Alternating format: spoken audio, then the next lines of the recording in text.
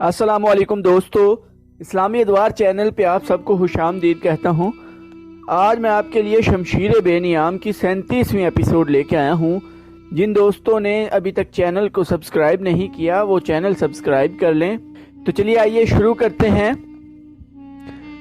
रसूल खुदा सल्लल्लाहु अलैहि वसल्लम ने खालिद रज़ी अल्लाह अन्हु बिन वलीद के जिस्म में और उनकी रूह में सहर फूंक दिया था। आप सल्लल्लाहु अलैहि वसल्लम ने खालिद रज़ी अल्लाह अन्हु से कहा कि ज़ुबैर रज़ी अल्लाह अन्हु के सवार दस्ते में शामिल हो जाओ, तुम अभी कमान नहीं ले सकोगे। खालिद रज़ी अल्लाह अन्हु एक घोड़े पर सवार हो गए। उनके कपड़े खून से लाल थे। उन्होंने घोड़े को ईड़ लगाई और ज़ुबैर रज़ी अल्लाह अन्हु के सवार दस्ते में शामिल हो गए। उन्होंने ज़ुबैर रज़ी अल्लाह अन्हु से पूछा, क्या हुक्म है? ज़ुबैर रज़ी अल्लाह अन्हु ने उन्हें बताया कि हवाज़न की खैमागाह पर हमला करना है जो उतास के करीब है, लेकिन ये हमला अबू आमर रज़ी अल्लाह अन्हु करेंगे। उतास वहां से कुछ दूर था। मालिक बिन औफ ने हवाज़न दस्ते को वहां तक हटा लिया और उसे अपनी खैमागाह के इर्द गिर्द फैला दिया था। ये दिफाई हिसार था जिसकी हवाज़न के कैंप के गिर्द ज़रूरत इसलिए थी कि वहां वो हज़ारों औरतें, बच्चे और मवेशी थे जिन्हें कबीला हवाज़न के सिपाही अपने साथ लाए थे। मालिक बिन औफ ने तो ये सोचा था कि हवाज़न अपनी औरतों और बच्चों को अपने साथ देखकर ज्यादा गैरतमंदी और बेजिगरी से लड़ेंगे, मगर अब ये सूरत पैदा हो गई थी कि दुरैद बिन सुमा मालिक बिन औफ को बुरा भला कह रहा था कि उसने मना करने के बावजूद मालिक औरतों को साथ ले आया था। इसके लिए अब अपने अहलो याल और मवेशियों को मुसलमानों से बचाना महाल दिखाई दे रहा था। अबू आमर रज़ी अल्लाह अन्हु का सवार दस्ता उतास की तरफ बढ़ा। करीब गए तो हवाज़न ने जमकर मुकाबला किया। अब वो जंग जीतने के लिए या मुसलमानों को तहस नहस करके मक्का पर कब्जा करने के लिए नहीं, बल्कि मुसलमानों से अपने अहलो अयाल और मवेशियों को बचाने के लिए लड़ रहे थे। ये भी दस्त बदस्त मार्का था जिसमें जंगी चालों के नहीं, जाती शुजात के मुजाहरे हो रहे थे। सवार और प्यादे लड़ते हुए वादी में फैलते जा रहे थे। अबू आमर रज़ी अल्लाह अन्हु ने दुश्मन के 9 सवारों को हलाक कर दिया, मगर 10वीं हवाज़न को ललकारा तो उसके हाथ खुद शहीद हो गए। रसूल अकरम सल्लल्लाहु अलैहि वसल्लम ने पहले ही उनका जानशीन मुकर्रर कर दिया था। वो थे उनके चचा ज़ाद भाई अबू मूसा रज़ी अल्लाह अन्हु। उन्होंने फौरन कमान संभाल ली और अपने सवारों को ललकारने लगे। हवाज़न जख्मी हो कर गिर रहे थे। साफ नजर आ रहा था कि उनके पांव उखड़ रहे हैं। रसूल अकरम सल्लल्लाहु अलैहि वसल्लम ने ज़ुबैर रज़ी अल्लाह अन्हु बिन अवाम को, जिन्हें आप सल्लल्लाहु अलैहि वसल्लम ने दर्रे में रोक लिया था, हुक्म दिया कि अपने दस्ते को अबू मूसा रज़ी अल्लाह अन्हु की मदद के लिए ले जाएं। हजूर सल्लल्लाहु अलैहि वसल्लम ने ये इसलिए ज़रूरी समझा था कि दोनों दस्ते मिलकर हवाज़न का काम जल्दी तमाम कर सकेंगे। ज़ुबैर रज़ी अल्लाह अन्हु ने अपने सवारों को हमले का हुक्म दिया। जब घोड़े दौड़े उस वक्त खालिद रज़ी अल्लाह अन्हु बिन वलीद का घोड़ा दस्ते के आगे था। हवाज़न पहले ही हिम्मत हार चुके थे। मुसलमानों के दूसरे सवार दस्ते के हमले की वो ताब ना ला सके। उनके जख्मियों की तादाद मामूली नहीं थी। वो अपनी औरतों और बच्चों को छोड़कर भाग निकले। मुसलमानों ने कैंप को घेरे में ले लिया। छोटे छोटे कबीलों के लड़ाकों ने जब हवाज़न और सकीफ जैसे ताकतवर कबीलों को भागते देखा तो वो वहां से बिल्कुल गायब हो गए और अपनी अपनी बस्तियों में जा पहुंचे। मालिक बिन औफ मैदान जंग में कहीं नजर नहीं आ रहा था। वो नजर आ ही नहीं सकता था। उसे अपने शर्ताइफ की फिक्र पैदा हो गई थी। उसने अपने कबीले के सरदारों से कहा कि मुसलमान जिस रफ्तार और जिस जज्बे से आ रहे हैं, इससे साफ पता चलता है कि वो ताइफ तक पहुंचेंगे और इस बस्ती की ईंट से ईंट बजा देंगे। इस खतरे के पेश नज़र उसने कबीला सकीफ के तमाम दस्तों को लड़ाई से निकाला और ताइफ जा दम लिया। पीछे हुनैन की वादी में कैफियत ये थी कि हवाज़न की औरतें और बच्चे चीखो पुकार कर रहे थे। तमाम वसी व अरीज़ वादी मुजाहिदीन इस्लाम की तहवील में थी। मक्का के जो गैर फौजी मुजाहिदीन के साथ आए थे वो जख्मी मुजाहिदीन को उठा रहे थे। दुश्मन के जख्मी कराह रहे थे, मर रहे थे। मरने वालों में बूढ़ा दुरैद बिन सुमा भी था। वो लड़ता हुआ मारा गया था। مسلمانوں کو دشمن کے زخمیوں اور قیدیوں سے جو ہتھیار اور گھوڑے ملے، ان کے علاوہ 6,000 عورتیں اور بچے، 24,000 اونٹ، 40,000 بکریاں اور بے شمار چاندی ہاتھ لگی۔ مسلمانوں نے جنگ جیت لی تھی، لیکن رسول اللہ صلی اللہ علیہ وآلہ وسلم نے فیصلہ کیا کہ مالک بن عوف کو مہلت نہیں دی جائے گی کہ وہ سستا سکے اور اپنی فوج کو منظم کر سکے۔ آپ صلی اللہ علیہ وآلہ وسلم نے دراصل سانپ کا سر کچلنے کا فیصلہ کر لیا تھا۔ آپ صلی اللہ علیہ وآلہ وسلم کے حکم سے مال غنیمت میں آئی ہوئی عورتوں، بچوں، مویشیوں اور دیگر مال کو ایک دستے کے ساتھ جورانہ بھیج دیا گیا۔ اگلے حکم تک انہیں جورانہ میں ہی رہنا تھا۔ دوسرے دن رسول اکرم صلی اللہ علیہ وآلہ وسلم کے حکم سے اسلامی فوج طائف کی طرف پیش قدمی کر گئی، جہاں بڑی خون ریز جنگ کی توقع تھی۔ معرکہ حنین کا ذکر قرآن حکیم میں سورہ توبہ میں آیا ہے۔ بعض صحابہ اکرام رضی اللہ عنہ نے معرکہ شروع ہونے سے پہلے کہا تھا کہ ہمیں کون شکست دے سکتا ہے، اتنی بڑی طاقت کا مقابلہ کون کر سکتا ہے۔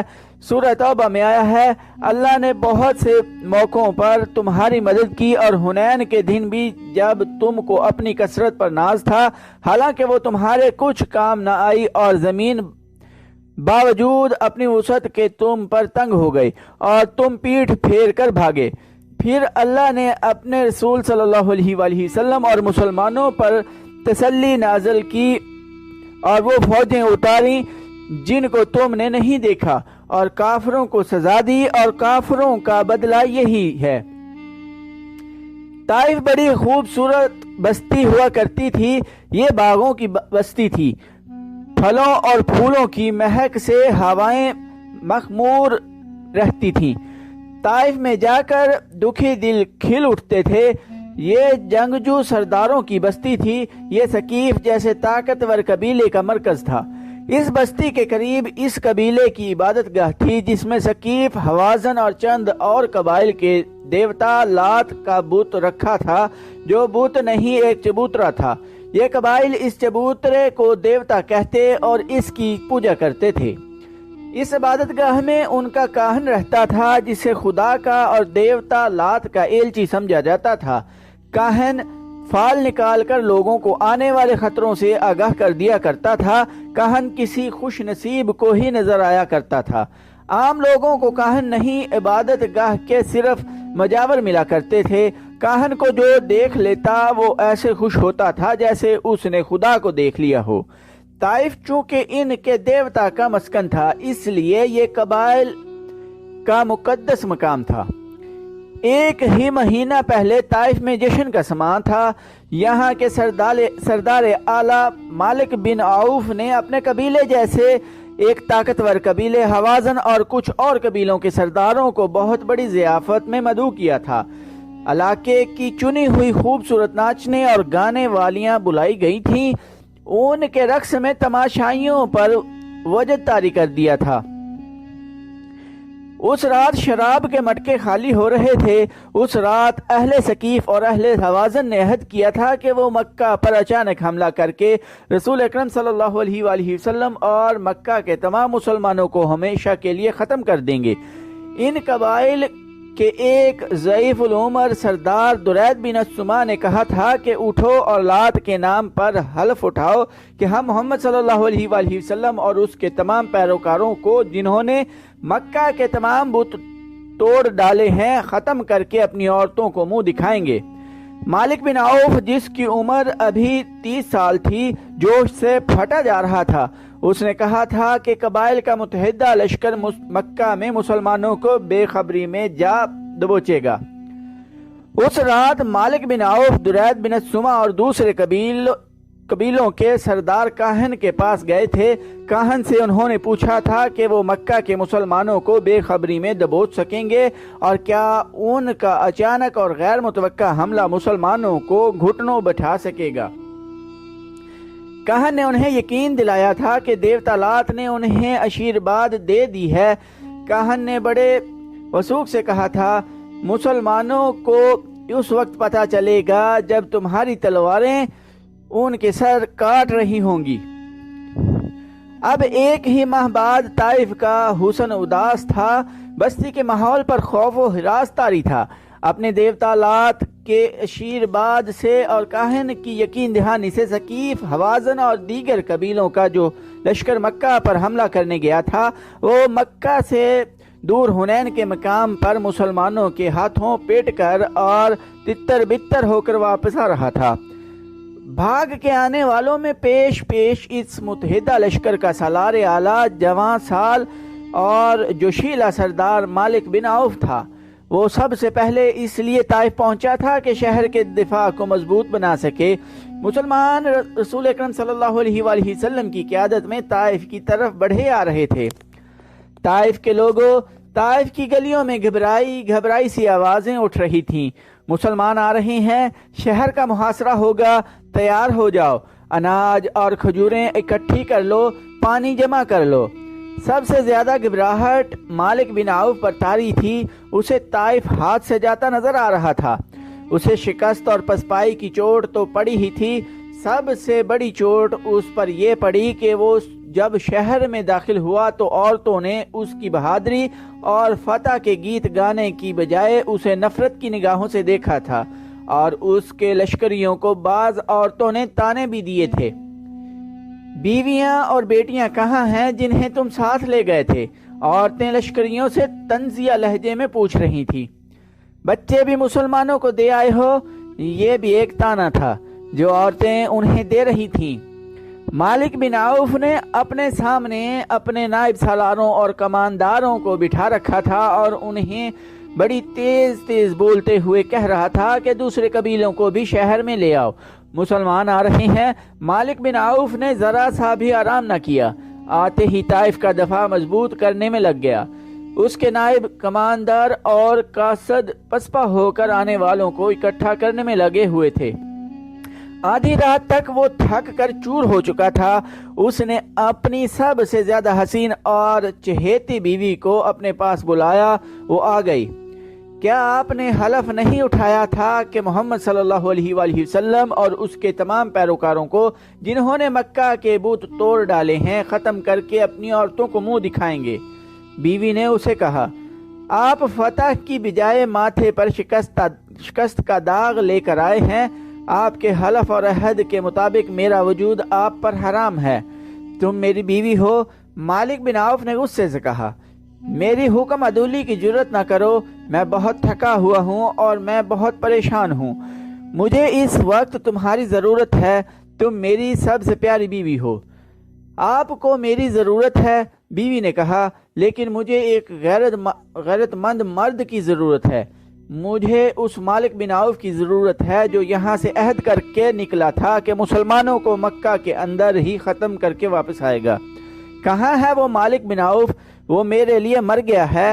اس مالک بن عوف کو میں نہیں جانتی جو اپنے قبیلے اور اپنے دوست قبیلوں کی ہزاروں عورتوں اور ہزاروں بچے اپنے دشمن کے حوالے کر کے اپنی خوابگاہ میں آ بیٹھا ہے اور ایک عورت سے کہہ رہا ہے کہ مجھے تمہاری ضرورت ہے۔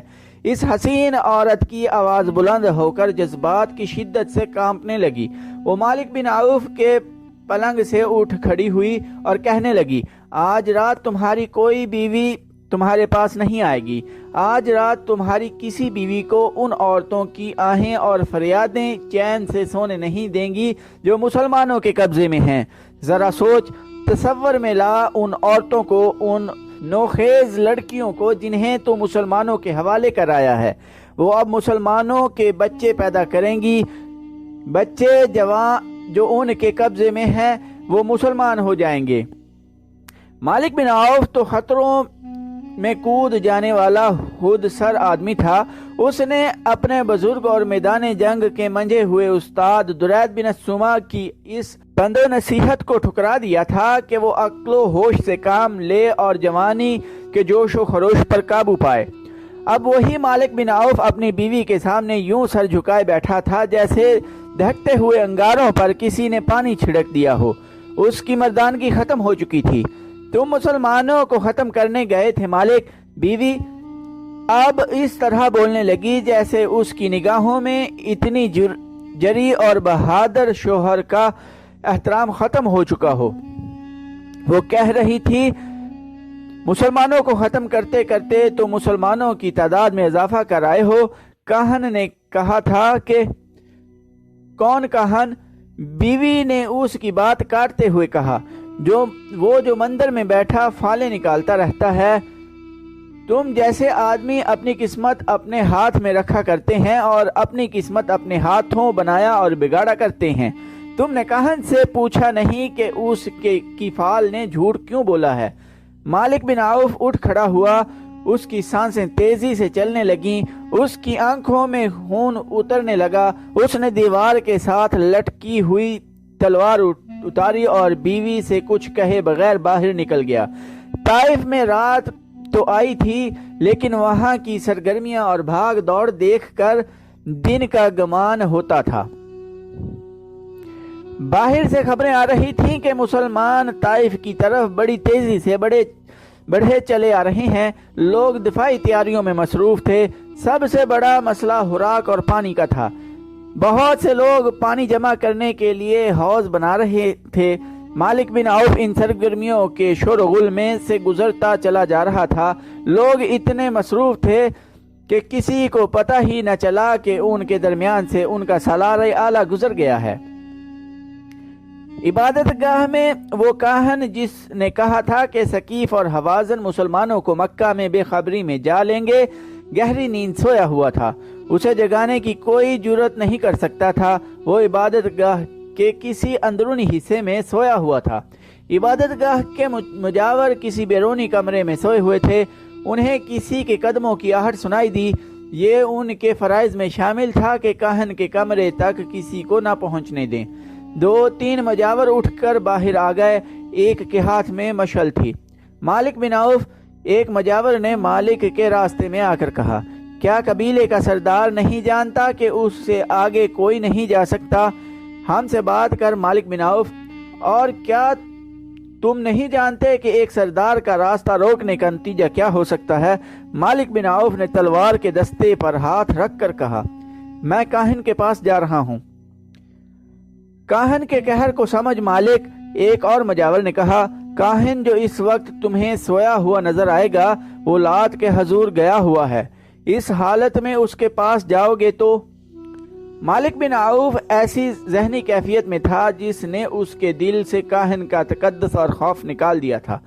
ایک تو وہ بہت بری شکست کھا آیا تھا، دوسرے اس کی اس بیوی نے اسے دھتکار دیا تھا جسے وہ دل و جان سے چاہتا تھا۔ اس نے مجاور کے ہاتھ میں پکڑے ہوئے مشعل کے ڈنڈے پر ہاتھ مارا اور اس کے ہاتھ سے مشعل چھین کر کاہن کے کمرے کی طرف چلا گیا۔ مجاور اور اس کے پیچھے دوڑے، لیکن وہ کاہن کے کمرے میں داخل ہو گیا۔ تو دوستو، آج کی ایپیسوڈ ادھر ہی ختم کرتے ہیں۔ چینل کو سبسکرائب کرنا نہ بھولیے گا، لائک، کمنٹ اور شیئر بھی کیجیے گا۔ ٹائم دینے کے لیے شکریہ۔ اللہ حافظ۔